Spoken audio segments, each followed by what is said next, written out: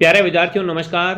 स्वागत है आप सभी का आपके अपने YouTube चैनल आरपी स्टडी में। तो जो भी विद्यार्थी राजस्थान सीईटी एग्जाम 2026 की तैयारी कर रहे हैं, सीईटी एग्जाम 2026 की तैयारी करने वाले सभी विद्यार्थियों के लिए आज हम कंप्यूटर सब्जेक्ट के इंपॉर्टेंट क्वेश्चन देखेंगे कि सीईटी में जो कंप्यूटर से क्वेश्चन आते हैं वो किस टाइप से आते हैं। सीईटी के लिए कंप्यूटर के कौन कौन से क्वेश्चन इंपॉर्टेंट रहेंगे। तो इस क्लास में दोस्तों अपन ऐसे क्वेश्चन देखेंगे जो आपको सीईटी में सीधे मिलने वाले हैं। इस क्लास को ध्यान से पूरा देख लेना विद्यार्थियों। सीईटी के अंदर आपका जो कंप्यूटर का डर है वो सारा डर खत्म हो जाएगा। ठीक है विद्यार्थियों, सभी को नमस्कार, सभी का स्वागत है दोस्तों। इस चैनल पे सीईटी की कंटिन्यू क्लासें लग रही है तो सारी क्लासें आपको देखनी है। ठीक है, इस बार आप सबको पता है सीईटी का पैटर्न है वो पूरी तरीके से चेंज होने वाला है, तो लंबी आपकी तैयारी होनी चाहिए दोस्तों। नहीं तो अगर आपकी सीईटी क्लियर नहीं हुई तो कोई काम के आप नहीं रहोगे। ठीक है विद्यार्थियों, तो चलिए आज के सेशन को स्टार्ट करते हैं। क्लास का पहला ही क्वेश्चन आपके सामने पूछा है, विश्व का प्रथम इलेक्ट्रॉनिक डिजिटल कंप्यूटर कौन सा है। कमेंट करेंगे विश्व का पहला इलेक्ट्रॉनिक डिजिटल कंप्यूटर दोस्तों कौन सा है। ENIAC, सिद्धार्थ, परम या मेधा। तो प्यारे साथियों पूरे विश्व में है ना, विश्व का प्रथम इलेक्ट्रॉनिक डिजिटल कंप्यूटर है उसका नाम है आपका ENIAC। जो भी ENIAC बता रहा है यहाँ पर ENIAC ऑप्शन आप सबका राइट रहेगा। ठीक है विद्यार्थियों, बिल्कुल ये अपना कब 1946 का कंप्यूटर है। ठीक है, ये भी साथ में आप कवर कर लेना। चलिए आगे बढ़ते हैं। अगला, अगली पीढ़ी के कंप्यूटर में किसका उपयोग किया जाएगा। अगली पीढ़ी के जो कंप्यूटर दोस्तों हैं उसके अंदर किसका उपयोग किया गया है। BI, AI का, CI का या DI का। तो आप सबको पता है आज की मोबाइल, आज की कंप्यूटर सब में क्या है दोस्तों, AI जनरेट आ गया है ना। AI का मतलब है दोस्तों आर्टिफिशियल इंटेलिजेंसी। तो बिल्कुल आपका बी ऑप्शन राइट है विद्यार्थियों कि अगली पीढ़ी के जो कंप्यूटर है, जो वर्तमान पीढ़ी में भी दोस्तों आपको पता अब तो AI आ गई है। ठीक है, तो बिल्कुल आपका AI ऑप्शन राइट है। AI का फुल फॉर्म है आर्टिफिशियल इंटेलिजेंटी। ठीक है, कृत्रिम बुद्धिमत्ता। अगला सवाल दोस्तों आपके सामने, द्वितीय जनन कंप्यूटरों को किस दौरान विकसित किया गया। कमेंट करेंगे विद्यार्थियों, द्वितीय जनन कंप्यूटर है इसको किस दौरान विकसित किया गया वो आपको बताना है। 1970 से 1990, 1959 से 1965, 1949 से 1970, 1965 से 1970। तो प्यारे साथियों द्वितीय जनन कंप्यूटर को विकसित किया गया है 1959 से लेकर 1965 के बीच में। तो जो भी विद्यार्थी ऑप्शन बी बता रहे हैं बी ऑप्शन आपका राइट है। चलिए अगला सवाल, भारत में पहला कंप्यूटर स्थापित हुआ था। कमेंट करेंगे विद्यार्थियों, भारत में पहला कंप्यूटर स्थापित है वो कहाँ पर हुआ था। भारतीय विज्ञान संस्थान बेंगलुरु में, सामाजिक विज्ञान संस्थान आगरा में, इंडियन इंस्टीट्यूट ऑफ है ना स्टेटिक्स दिल्ली में या भारतीय सांख्यिकी संस्थान कोलकाता में। प्यारे विद्यार्थियों भारत में पहला कंप्यूटर स्थापित जो आपका हुआ था वो हुआ था भारतीय सांख्यिकी संस्थान कोलकाता में। डी ऑप्शन आप सबका सही है। जो भी ऑप्शन डी कमेंट कर रहा है बहुत बढ़िया। अगला विद्यार्थियों, अगला है SD रैम से क्या तात्पर्य है। कमेंट करेंगे। अब हम मोबाइल वगैरह लेने जाते हैं तो सबको बताएं रैम रोम सबसे पहले देखते हैं इसकी रैम क्या है ना। और SD रैम का मतलब क्या होता है वो आपको बताना है, इसके फुल फॉर्म क्या होती है। फटाफट एक बार कमेंट करेंगे विद्यार्थियों। Surface dynamic RAM, synchronous dynamic RAM, serial dynamic RAM या दोस्तों आपके स्ट्रेट डायनेमिक रैम। फटाफट कमेंट करेंगे विद्यार्थियों। SD रैम की फुल फॉर्म क्या होती है, इससे क्या तात्पर्य होता है। तो बिल्कुल आप सबका उत्तर आ चुका है यहाँ पर। जो भी ऑप्शन नंबर क्या कर रहा है दोस्तों, बिल्कुल आप सबका उत्तर दोस्तों सही रहेगा कि SD रैम का दोस्तों अर्थ होता है वो होता है सरफेस डायनेमिक रैम। ठीक है, अगला है डिलीट होने के बाद विंडोज़ में फाइलें कहाँ जाती है। ये तो आजकल देखो मोबाइल में भी सिस्टम है, अगर अपने कोई भी फोटो है वो डिलीट कर देते हैं है ना। आपका कोई अगर वीडियो बना लेता है तो आप उससे डिलीट तो करवाती हो, साथ में उसके बाद भी कहते हो अभी डिलीट तेरे मोबाइल से नहीं हुआ है। फिर आप कहाँ से डिलीट करवाते हो उसको, रिसाइकिल बिन से डिलीट करवाते हो। तो प्यारे साथियों डिलीट होने के बाद फाइल है वो कहाँ जाती है, रिसाइकिल बिन में जाती है। जब वहाँ से अपन फाइल को हटाते हैं तो वो फाइल हमेशा हमेशा के लिए डिलीट हो जाती है। ठीक है, आगे बढ़ते हैं। 7वां क्वेश्चन आपके सामने, निम्नलिखित में से कौन सा एक आउटपुट डिवाइस नहीं है। कमेंट करेंगे आउटपुट डिवाइस कौन सा नहीं है दोस्तों। मॉनिटर, प्लांटर, जॉयस्टिक या प्रिंटर। बताओ आउटपुट डिवाइस दोस्तों है वो जॉयस्टिक नहीं होता है। जो भी जॉयस्टिक कमेंट कर रहा है जॉयस्टिक ऑप्शन आपका राइट है। अगला सवाल, आउटपुट डिवाइस का उपयोग करके उपभोक्ता क्या कर सकता है। यहाँ पर आपको बताना है दोस्तों, खाली जगह भरनी है कि आउटपुट डिवाइसेस का उपयोग करके है ना उपयोगकर्ता ब्लैंक्स कर सकते हैं। डेटा इनपुट कर सकते हैं, डेटा प्रिंट या डेटा देख सकते हैं, डेटा प्रोसेस कर सकते हैं या डेटा स्कैन कर सकते हैं। तो बिल्कुल आप सबका उत्तर आ चुका है यहाँ पर कि प्यारे विद्यार्थियों, आउटपुट डिवाइस का उपयोग करके उपभोक्ता है वो डेटा स्कैन कर सकता है। क्या कर सकता है? डेटा स्कैन किया जा सकता है दोस्तों। अगर आपको ये क्लास पसंद आ रही है तो क्लास को लाइक एंड सब्सक्राइब जरूर करें। अगला सवाल, कीबोर्ड और माउस क्या कहलाते हैं? कीबोर्ड और माउस तो होता है दोस्तों, उसे क्या कहते हैं? Output device, input device, storage device या प्रोसेसिंग डिवाइस? प्यारे विद्यार्थियों, जो कीबोर्ड और माउस आते हैं वो किस में आते हैं? इनपुट डिवाइस में आते हैं, ठीक है ना। Keyboard plus mouse input device का हिस्सा होते हैं।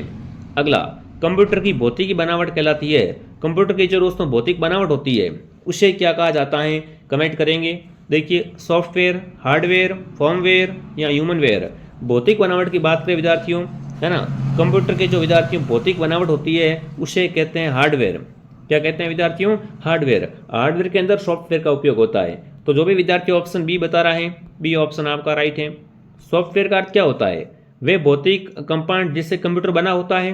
फॉर्मवेयर, प्रोग्राम्स या पीपलवेयर। देखो, आप ऐसे सुना होगा कि मैं अपने कंप्यूटर के अंदर सॉफ्टवेयर डलवाने जा रहा हूँ, है ना, सॉफ्टवेयर अपडेट कर रहा हूँ। तो सॉफ्टवेयर दोस्तों होता है ना एक तरीके से, ये क्या होता है? तो ये पर विद्यार्थियों जो सॉफ्टवेयर तरीके से होता है ना, बिल्कुल आप सबका यहाँ पर क्या है दोस्तों, सही से आंसर आ रहा है। ये क्या होते हैं? प्रोग्राम्स होते हैं, है ना। अगर जैसे कंप्यूटर के अंदर सॉफ्टवेयर नहीं डला हुआ है तो प्रोग्राम नहीं होते। जैसे मेरे को क्लास की पीडीएफ बनानी कंप्यूटर में, तो मैं क्या करूंगा? पावर पॉइंट का प्रयोग करूंगा, है ना, बिल्कुल वर्ड का उपयोग करूंगा। तो वर्ड अंदर इसके अंदर है ही नहीं, वर्ड वाला सॉफ्टवेयर है ही नहीं अंदर, तो मैं क्या करूंगा? पहले उस प्रोग्राम्स को अपने कंप्यूटर के अंदर डलवाऊंगा, है ना। तो वही चीज़ है, सी ऑप्शन एकदम आपका राइट है कि सॉफ्टवेयर का होता है प्रोग्राम्स, ठीक है। अगला ऑपरेटिंग सिस्टम। एक क्या होता है दोस्तों? सिस्टम सॉफ्टवेयर है, एप्लीकेशन सॉफ्टवेयर है, यूटिलिटी सॉफ्टवेयर है, डेटा प्रोसेसिंग टूल है। ऑपरेटिंग सिस्टम जो दोस्तों होता है वो एक तरीके से क्या होता है? फटाफट कमेंट करेंगे विद्यार्थियों। तो ऑपरेटिंग सिस्टम है वो क्या है दोस्तों? एक बिल्कुल सिस्टम सॉफ्टवेयर होता है। जो भी ऑप्शन है कमेंट कर रहा है, शानदार। पूरा ऑपरेट करता है, किस तरीके से क्या खोलना है, क्या बंद करना है, किस तरीके से कंप्यूटर को चलाना है, वो किस में आता है? सिस्टम सॉफ्टवेयर में आता है प्यारे साथियों, ठीक है। आगे बढ़ने से पहले विद्यार्थियों, जो विद्यार्थी सीईटी एग्जाम 2026 की तैयारी कर रहे हैं, आप सबको बताया दोस्तों सीईटी का पैटर्न चेंज हो चुका है और सीईटी के नए पैटर्न के अनुसार है वो आपको क्लास में मिलने वाली है। तो प्ले स्टोर से आरपी स्टडी ऐप डाउनलोड करें और आज इस सीईटी बैच को ज्वाइन कीजिए। बढ़िया तरीके से संपूर्ण तैयारी करवाई जा रही है मेरे विद्यार्थियों। इसके अंदर हर क्लास के बाद पीडीएफ, हर क्लास के बाद टेस्ट और दोस्तों बढ़िया तरीके से सीईटी का, है ना, कंप्लीट कोर्स आपको मिल जाएगा हमारे आरपी स्टडी ऐप के अंदर। तो बिल्कुल इसको डाउनलोड करें विद्यार्थियों। ऐप के अंदर फेस टू फेस क्लासें आती है, नोट्स लिखवाए जाते हैं, पीडीएफ मिल जाएगी आपको। अगर पेमेंट किसी और से करना चाहते हो तो हेल्पलाइन नंबर से कांटेक्ट करें। सीईटी की दोस्तों राजस्थान की नंबर 1 फैकल्टी है, वो इस ऐप में आपको मिलेगी। आपका दिल खुश हो जाएगा कि वास्तव में क्या टीचर सर आपने लाए हैं, ठीक है। तो इसको जरूर ज्वाइन करें। अब अपना आगे बढ़ते हैं। अगला सवाल 13वां प्रश्न आपसे पूछा है। देखिए, जब एक प्रणाली में इनपुट प्रोसेस व आउटपुट प्रोसेस पहले से पूरी तरह ज्ञात है तो वो प्रणाली क्या कहलाती है? अब देखो, प्रश्न को थोड़ा समझिए। प्रश्न आपसे क्या पूछ रहा है दोस्तों? प्रश्न आपसे पूछ रहा है, जब एक प्रणाली में इनपुट प्रोसेस व आउटपुट पहले से ज्ञात है तो वो प्रणाली क्या कहलाती है दोस्तों? संभावित कहते हैं, नियतात्मक कहते हैं, ओपन या क्लोज? तो बिल्कुल आप सबका यहाँ पर उत्तर आ चुका है दोस्तों, उसे कहेंगे नियतात्मक दोस्तों प्रणाली, जिसके अंदर इनपुट प्रोसेस व आउटपुट प्रोसेस है वो पहले से ज्ञात होता है, ठीक है। अगला, निम्न में से कौन सी एक इनपुट डिवाइस नहीं है? इनपुट कौन सी नहीं है दोस्तों? Keyboard, mouse, joystick, printer? Comment करेंगे सभी विद्यार्थी। तो प्रिंटर दोस्तों है वो यहाँ पर इनपुट डिवाइस है, वो प्यारे साथियों नहीं है, ठीक है। प्रिंटर क्या होता है? आउटपुट डिवाइस होता है। चलिए आगे बढ़ते हैं। अगला है, पेज फॉल्ट तब होता है जब पेज मेमोरी में मौजूद हो, पेज मेमोरी में मौजूदा नहीं हो, बफरिंग होती है या डेडलॉक होता है। प्यारे विद्यार्थियों, जब पेज फोल्ड होने की समस्या आती है तो वो किस समय आती है? तो बिल्कुल आप सबका यहाँ पर उत्तर आ चुका है कि पेज फोल्ड तभी होता है प्यारे साथियों, ठीक है। जब क्या हो? जब पेज मेमोरी के अंदर मौजूद नहीं हो, ठीक है। अगला सवाल, निम्नलिखित में से कौन सा एक साउंड फॉर्मेट है? बिल्कुल यहाँ पर कमेंट करेंगे विद्यार्थियों, निम्नलिखित में से कौन सा एक साउंड फाइल फॉर्मेट है? देखिए, WAV files, LOG files, DAT files या DRV फाइल्स? देखिए, साउंड फॉर्मेट की बात करें, वीडियो फॉर्मेट नहीं दोस्तों, MP3 साउंड होता है वो यहाँ पर दोस्तों आपका आता है WAV फाइल्स में। तो ये ऑप्शन आपका सही है। प्रथम पीढ़ी के कंप्यूटर में किसका प्रयोग होता है? बिल्कुल विद्यार्थियों, निर्वात ट्यूब, ट्रांसड्यूसर, IC या इनमें से कोई नहीं। जो प्रथम पीढ़ी के प्यारे विद्यार्थी कंप्यूटर होते हैं तो उसके अंदर कैसी ट्यूब होती है, निर्वात ट्यूब होती थी। अब तो देखो आजकल तो पैटर्न चेंज हो गया है, पहले वाले कंप्यूटर को देखो पुराने ज़माने के और आज के नए वाले कंप्यूटर को देखो, है ना, स्क्रीन उस हिसाब से आने लगी है। पहले वाली थी वो क्या थी दोस्तों, निर्वात ट्यूब थी पहली। ठीक है, अगला, माइक्रो प्रोसेस का आविष्कार किसने किया, कमेंट करेंगे विद्यार्थियों। माइक्रो प्रोसेसर का आविष्कार है वो किसके द्वारा किया गया था, एप्पल ने, HTL ने, IBM ने या इंटेल ने। तो प्यारे विद्यार्थियों अगर ऐसा प्रश्न आपको मिले तो बिल्कुल माइक्रो प्रोसेसर का आविष्कार है वो इंटेल ने किया दोस्तों।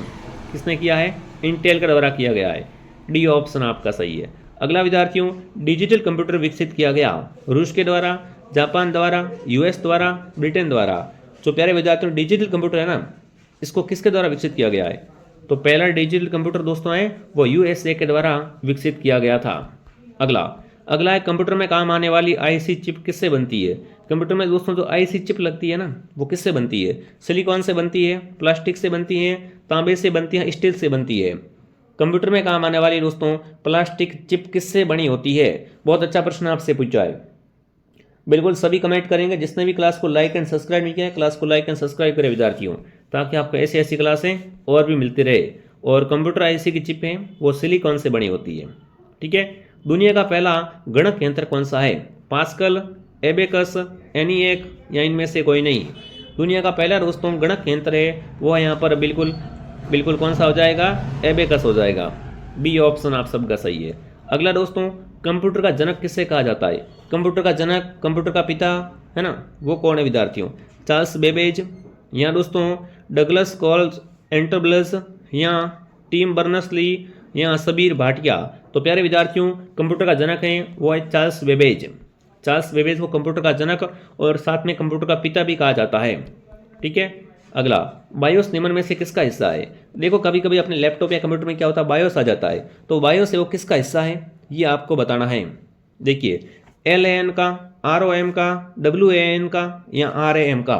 तो प्यारे विद्यार्थियों जो बायोस होता है वो किससे होता है, रोम से होता है। किससे होता है, ROM से।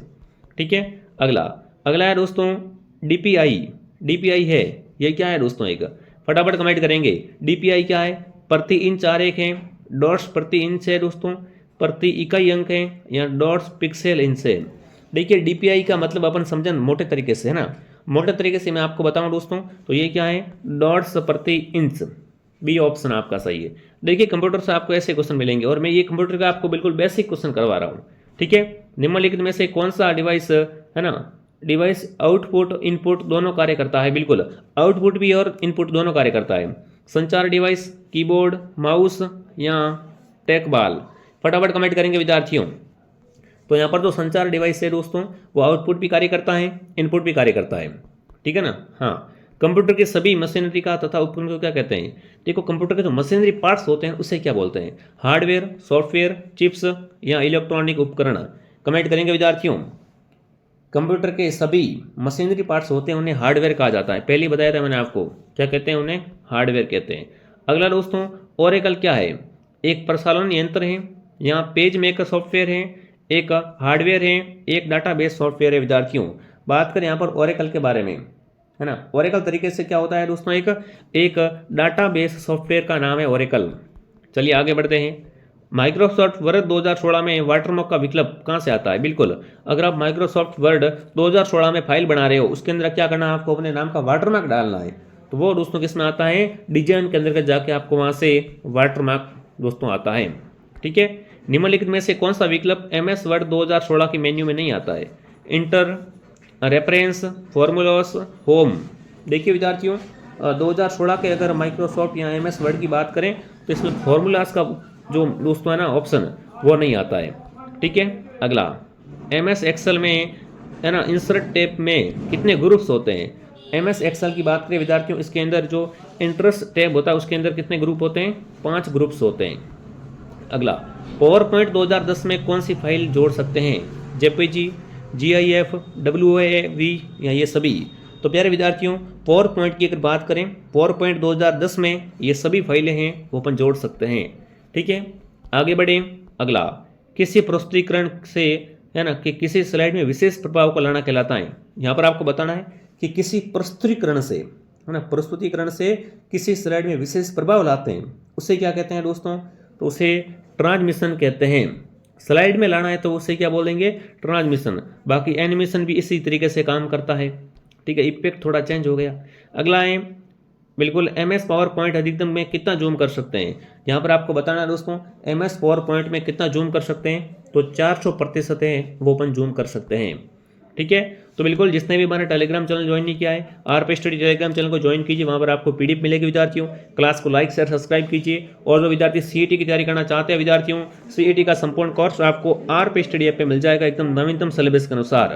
तो बढ़िया तरीके से ज्वाइन करके तैयारी करेंगे और कमेंट करेंगे क्लास आपको कैसे लगी विद्यार्थियों। ऐसी और क्लास पाने के लिए दोस्तों वीडियो को लाइक शेयर एंड सब्सक्राइब करके बेल आइकन को प्रेस कीजिए ताकि आपको सारी क्लासें टाइम टू टाइम मिलती रहे। जय हिंद, जय भारत।